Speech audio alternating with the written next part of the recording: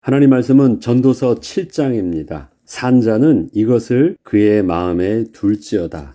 생명 있는 자는 이것을 그의 마음에 둘지어다 라고 외치고 있습니다.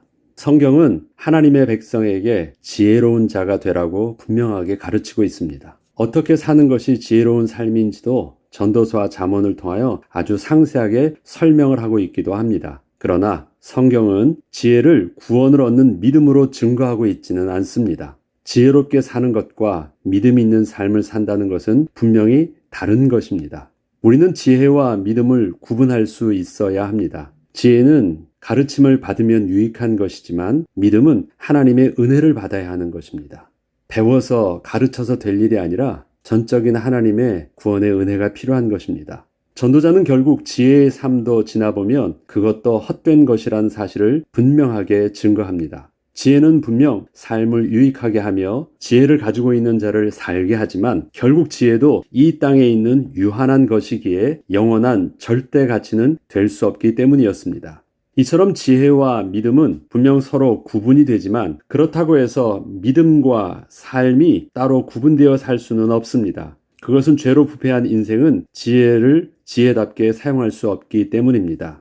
19절로 23절에는 그 한계에 대해서 이렇게 증거하고 있습니다. 지혜자가 지혜자를 성읍 가운데 있는 10명의 권력자들보다 더 능력이 있게 하느니라.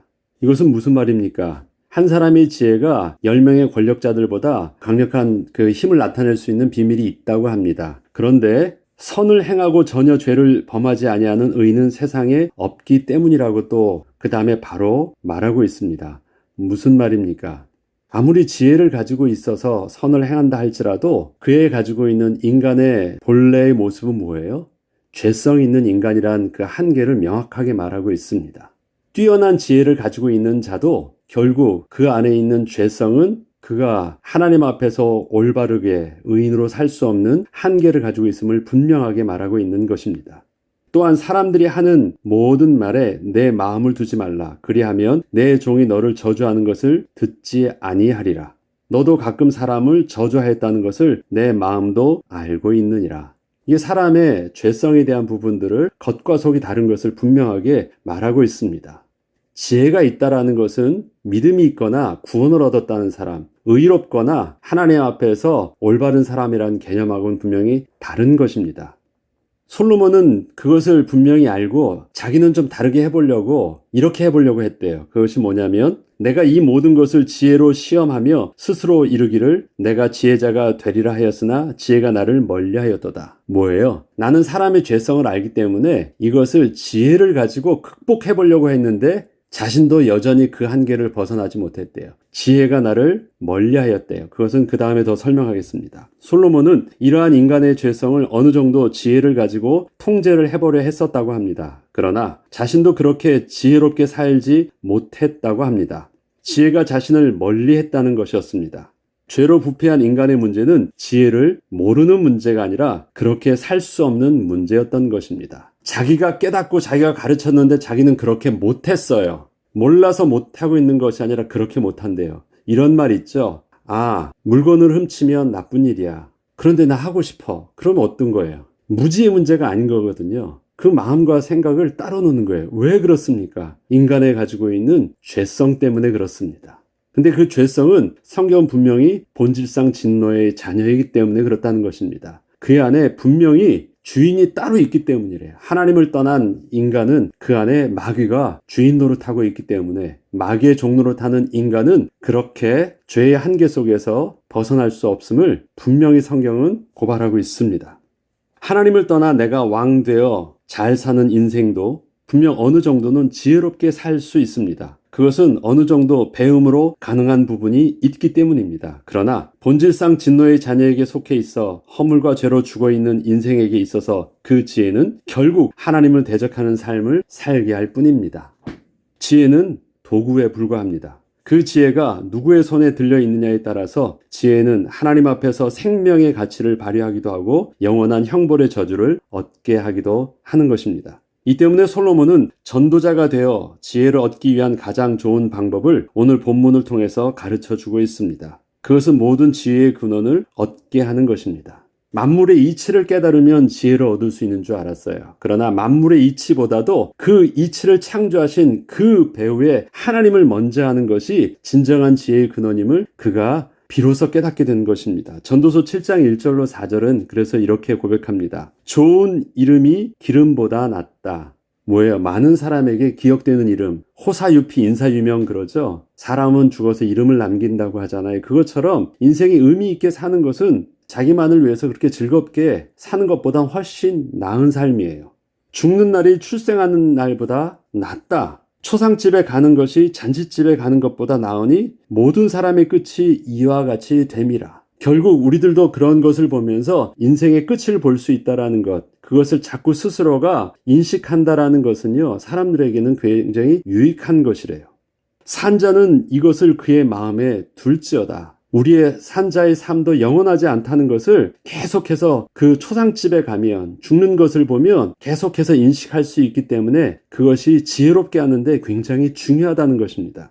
슬픔이 웃음보다 나음은 얼굴에 근심하는 것이 마음에 유익하기 때문에 그렇다라고 합니다. 그것이 오히려 우리를 더 겸손하게 하고 깊게 해서 마음에 허무하지 않게 하고 당황스럽지 않게 하고 불안하지 않게 하고 스스로를 차분하게 한대요. 아주 마음에 유익하다고 합니다. 지혜자의 마음은 초상집에 있으되 우매한 자의 마음은 혼인집에 있느니라. 여기서 좋은 이름, 죽는 날, 초상집 이러한 단어들은 모두 인생에는 끝이 있다는 것을 분명하게 말해주는 단어입니다. 이는 영원하신 하나님과 대비되는 단어들입니다.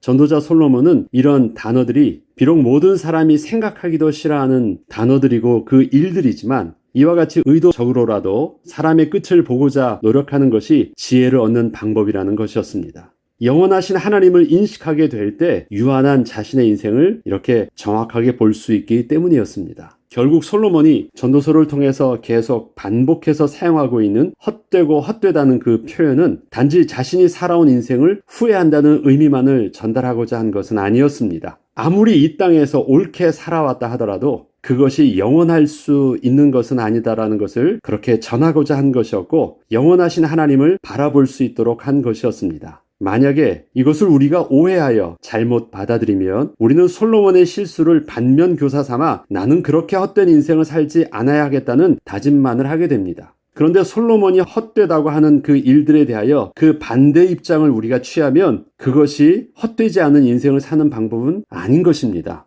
솔로몬이 헛되다고 하는 것은 이 땅에는 절대 진리, 절대 가치가 존재하지 않는다는 것을 말하고자 한 것이었지 자신이 발견치 못했던 새로운 진리를 또다시 가르쳐주고자 한 것은 아니었습니다. 아무리 이 땅에서 의롭고 지혜로운 것이라 할지라도 그것도 유한하다는 의미에서는 결국 헛되다는 것을 그렇게 증거한 것이었습니다. 잘못된 후회하는 삶을 산 것만이 헛된 것이 아니라 많은 사람들에게 칭찬받을 만한 의미 있게 살았던 삶도 영원하신 하나님과 비교할 때는 헛된 것이라는 것입니다. 그래서 그것에 대해서 그 다음에 결론적으로 증거하고 있는데 그 뒤에 더 계속하도록 하겠습니다. 결국 전도서를 통해서 지혜자였던 솔로몬이 전도자가 되어 말하고 있는 지혜는 이전에 말하던 지혜와 다른 것이 아니었습니다. 전도자는 지혜를 부정하지 않습니다. 그러나 이제는 그 지혜의 한계를 분명하게 알게 한 것이었습니다. 11절로 12절에 보면 지혜는 유산같이 아름답고 햇빛을 보는 자에게 유익이 되도다. 지혜의 그늘 아래 있음은 돈의 그늘 아래 있음과 같으나 지혜에 관한 지식이 더 유익함은 지혜가 그 지혜 있는 자를 살리기 때문이니라. 이 땅에서 지혜 있는 삶을 사는 것은요, 우리가 마땅히 배우고 그렇게 살도록 노력해야 돼요. 그러면 그것에 대한 유익이 분명히 있어요.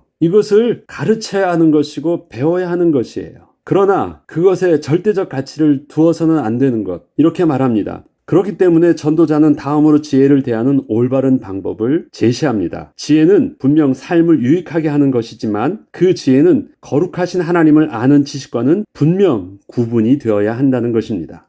결국 지혜자가 아무리 세상의 이치를 다 깨달았다 할지라도 지혜가 영원하신 하나님을 알지 못한다면 헛된 것이고 인간의 지혜가 하나님의 주권적 섭리를 거스릴 수 있는 것은 아니다라는 것이었습니다. 그래서 그는 이렇게 솔직하게 고백을 합니다. 11절로 14절에 보면 하나님께서 행하시는 일을 보라. 하나님께서 굳게 하신 것을 누가 능히 곧게 하겠느냐. 형통한 날에는 기뻐하고 곤고한 날에는 되돌아보아라. 이 두 가지를 하나님이 병행하게 하사 사람이 그의 장래를 능히 헤아려 알지 못하게 하셨느니라. 이것은 사실 그 앞에서도 이미 말했던 내용이죠. 범사의 때와 기한이 있게 하셨던 그 일들, 그것을 통해서 하나님께서 영혼을 사모하는 마음을 얻게 하시려고 하셨다는 것이에요. 솔로몬은 인생의 그 희노애락의 문제를 자기가 깊이 묵상하고 이치를 깨닫고 고민해서 연구해서 인생의 고통을 없애려고 노력을 했어요. 그리고 인생에 갑작스럽게 들닥치는 그 불행의 문제를 어떻게 해서든지 막아보려고 했습니다.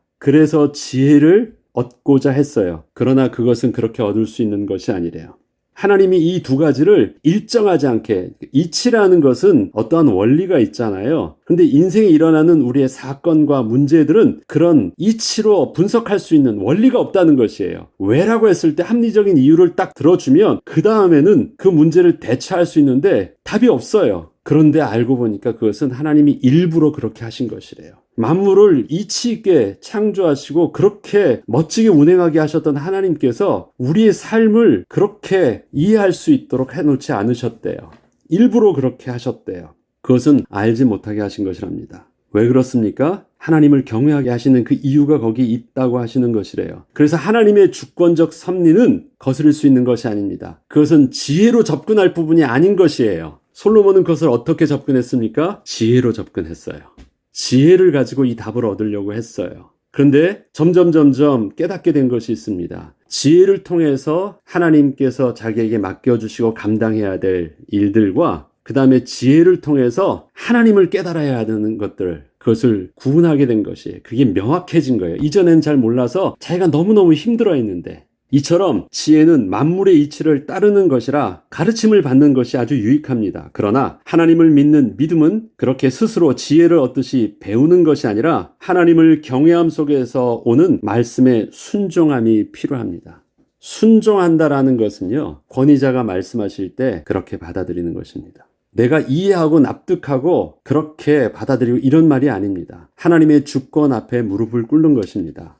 우리가 복음이라고 일컫는 그 믿음은 단순히 이 땅에서 잘 사는 비결을 가르쳐주는 것이 아닙니다. 거룩하신 하나님을 만나는 비밀이고 하나님의 말씀에 불순종함으로 하나님을 떠나 하나님의 형상을 잃은 죄인된 인간이 다시 하나님의 창조하신 모습으로 회복하여 거룩하신 하나님과 다시 연합의 축복을 누리는 영적인 비밀인 것입니다. 이것을 지혜로 가르쳐가지고 될 것 같습니까? 구원은 깨달음이 아닙니다. 구원은 창조자 하나님의 재창조의 능력이고 하나님의 주권적 섭리입니다. 지식의 문제가 아닌 것입니다. 이것은 전인격적인 그 하나님의 주권 앞에 우리가 무릎 꿇을 때 누릴 수 있는 영적인 비밀인 것입니다. 때문에 지식은 배워야 하는 것이 맞지만 만물의 주인 되신 하나님을 만나기 위해서는 하나님께서 은혜로 허락하여 주신 올바른 관계 맺음의 비밀이 필요한 것입니다. 어떻게 관계를 맺을 수 있어요? 어떻게 하나님을 만날 수 있어요? 어떻게 하나님과 연합할 수 있어요? 이것은 굉장히 다른 질문이 필요한 것이고 다른 영적인 접근이 필요한 것입니다. 이 때문에 하나님을 섬기는 비밀을 단지 지식적으로 접근하거나 어떠한 노하우를 가르쳐주고 배워야 하는 것처럼 접근하면 안 됩니다. 창조자 하나님은 살아계신 전 인격적인 분이시기 때문입니다. 그리고 만물을 주관하시는 참된 왕이시며 거룩한 분이시기 때문입니다. 전 인격적이라는 것, 그것은 관계 맺음의 비밀이 필요합니다. 그런데 인생이 인생을 만나서 관계 맺을 때는 서로 예의를 차리고 서로 그렇게 하면 됩니다. 그런데 그 관계 맺는 그 하나님은 사람과 관계 맺음과는 근본적으로 넘어설 수 하나의 선이 있습니다. 창조주 하나님의 거룩하심입니다. 그렇기 때문에 우리에게 있어서는 단순한 인간에 가지고 있는 인격으로 하나님을 접근할 수 없는 것이고 거룩하신 하나님을 만날 수 있는 하나님께서 우리에게 제시해 주시는 구원의 비밀이 필요한 것입니다. 이것은 분명히 하나님의 은혜가 필요한 것입니다. 이러한 하나님을 죄인된 우리가 섬기며 연합의 축복을 누릴 수 있는 것은 오직 하나님께서 친히 베푸시는 구원의 은혜가 필요한 것입니다. 이것은 우리의 지혜가 필요한 부분이 아닙니다. 하나님의 대속의 은혜가 필요한 것이며 하나님의 약속의 말씀이 절대적으로 필요한 것입니다. 이 때문에 그 구원의 말씀의 순종함은 우리 구원의 유일한 길인 것입니다. 우리가 예수 그리스도를 나의 구주로 영접할 수 있게 된 것도 하나님의 약속의 말씀의 순종함 때문이었지 내가 납득된 이해에 대해서 받아들인 것이 아닙니다. 하나님의 말씀에 순종한 것입니다. 이렇듯 믿음은 분명 다른 접근이 필요합니다. 거룩하신 창조자 하나님을 우리가 다 알 수 없기 때문에 하나님을 경외함 속에서 하나님께서 계시의 영을 부어주실 때 성령 안에서 우리의 믿음은 자라기 때문입니다. 본문은 하나님을 경외하며 오직 복음에만 절대 가치를 두어야 하는 삶의 이유를 또 이렇게 결론적으로 증거하고 있습니다. 15절로 18절입니다. 내 허무한 날을 사는 동안 내가 그 모든 일을 살펴보았더니 자기의 의로움에도 불구하고 멸망하는 의인이 있고 자기의 악행에도 불구하고 장수하는 악인이 있으니 지나치게 의인이 되지도 말며 지나치게 지혜자도 되지도 말라. 어찌하여 스스로 패망하게 하느냐. 지나치게 악인이 되지도 말며 지나치게 우매한 자도 되지 말라. 어찌하여 기한 전에 죽으려 하느냐. 너는 이것도 잡으며 저것에도 내 손을 놓지 아니하는 것이 좋으니 하나님을 경외하는 자는 이 모든 일에서 벗어날 것임이니라. 왜 지나치게라는 말을 쓰고 있습니까? 이 땅에서 지혜롭게 사는 법으로서는 옳다고 말할 수 있지만 영원하신 거룩하신 하나님을 만나는 것에 대해서는 그렇게 접근해서는 안 되기 때문에 거기에 집착하고 이것에만 모든 집중하지 말라는 것입니다. 그럴 수도 있고 아닐 수도 있어요. 아무리 의롭게 살아도 결국 인생이 하나님을 만나지 못해서 본질상 진노의 자녀로서 저주 아래 빠지는 것은 착하게 살다가 망하고요. 악하게 살아도 망해요. 거기에는 답이 없는 것입니다. 그래서 우리에게 있어서 인생의 것에 그렇게 지나치게 고집하지 말라는 것입니다. 특별히 악한 것에 대해서는 부정할 수 있는데 우리가 세상의 도덕적 가치 기준을 가지고 옳다고 하는 합리적 그 기준을 가지고 우리는 이 땅에서 바른 모습으로 사는 것에 때로는 우리의 미련을 둘 때가 많아요. 그런데 그것도 답은 아니라는 것을 분명히 알라는 것입니다. 그래서 또 다른 법을 가르쳐주는 것이 바로 하나님을 경외하는 자는 이 모든 일에 대해서 벗어날 것입니다. 거기에 절대 가치를 두지 않고 절대 가치 대신 하나님께 집중하게 되면 진짜 이 땅에서 지혜가 우리에게 열매 맺는 답으로 오게 될 것을 말하고 있는 것입니다. 이처럼 거룩하신 하나님을 인식하는 삶, 반드시 영원하신 하나님 앞에 설 것을 잊지 않고 사는 자에게는 이 땅의 것에 절대 가치를 두지 않습니다. 가치를 두지 않는다는 것이 아닙니다. 절대 가치를 두지 않는 것입니다. 이는 이 땅의 것이 필요 없다는 것이 아니라 주어진 삶의 시간표를 내게 능력 주시는 자 안에서 누릴 뿐 그것 자체에 마음을 둔 삶을 살지 않는다는 것입니다. 때로는 또 가난에 처할 수도 있고 부에 처할 수도 있습니다. 심을 때가 있으면 거둘 때가 있게도 하십니다. 죽일 때가 있으면 치료할 때도 있게 하십니다. 그것은 우리에게 영혼을 사모하게 하시는 하나님의 은혜의 시간표로 내게 능력 주시는 자 안에서 내가 모든 것을 할 수 있다 고백한 바울의 고백처럼 그렇게 하나님을 경외함 속에서 누리면 되는 것입니다. 그 은혜 가운데 우리는 여전히 어디에 초점을 두고요? 영원하신 하나님, 영원하신 하나님 나라, 하나님께서 약속하신 변치 않는 하나님의 언약에 근거를 두고 오늘 우리에겐 주어진 삶을 그렇게 사는 것, 그것이 솔로몬이 전도자가 되어 새롭게 지혜를 다시 말해주고 있는 그 지혜의 부분인 것입니다. 다음 시간에 계속하도록 하겠습니다. 하나님 아버지, 하나님께서 우리에게 가르쳐 주신 지혜는 특별히 솔로몬에게 은혜를 주셔서 그 은사를 주셔서 가르쳐 주신 지혜는 우리의 삶에 너무도 유익한 것이었습니다. 그러나 그 지혜를 가지고도 하나님을 경외한 비밀이 없다면 결국 그 지혜가 우리를 멀리할 수밖에 없는 것, 결국 우리의 인간의 죄성을 깨닫지 못하면 세상에 어떠한 좋은 것도 유익하지 못한 것을 솔로몬은 인생의 말년에 전도자가 되어 마침내 우리에게 또 그렇게 증거하고 있습니다. 하나님 아버지, 하나님이 주시는 그 말씀을 지혜롭게 배우고 또 가르칠 수 있는 자 되게 하여 주시옵소서. 그러나 하나님께서 우리에게 은혜로 주신 믿음, 하나님을 경외하고 하나님을 아바 아버지로 나의 창조자 하나님으로 고백하고 예수 그리스도를 나의 구주로 고백하는 그 믿음은 하나님의 은혜 가운데 온전히 하나님을 경외하고 순종하게 하시고 말씀에 인도받게 하여 주셔서 이 땅에서 능히 주님께서 우리에게 허락하신 성령의 열매 맺는 삶, 거룩한 성결의 비밀을 온전히 회복한 삶을 누리게 하여 주옵소서. 감사드리며 우리 주 예수 그리스도의 이름으로 기도합니다. 아멘.